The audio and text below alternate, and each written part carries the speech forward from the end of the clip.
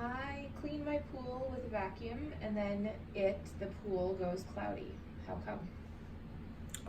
Because when you're vacuuming, what happens is the filter kind of reaches a point where it takes in a lot of the debris, and then what I would do then is watch the returns, and you start to see a little bit of a cloud coming out. When that happens, it's pretty much like, oh, okay, whether it's what's going through is so fine that the filter's no longer catching it, or there's channeling. So every time I start to see a little bit of a cloud, I then go and run a backwash, or if you got a cartridge system, I pull out the cartridge, clean it. That's why a lot of times I recommend homeowners to have 2 sets of cartridges, so you can pull one out and clean it, but throw one back in and keep on vacuuming.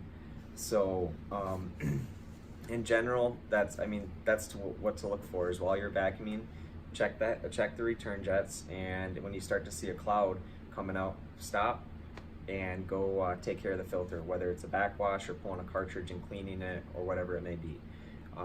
The other thing that you can do is if you're seeing all the soap and whatnot on the bottom that you're cleaning and you just want to get rid of it and not deal with the filtering, is you can just stick it to waste if you got a discharge pipe or whatever, and just vacuum all of that stuff out of the pool. That way you're not dealing with it consistently going through your filtering system.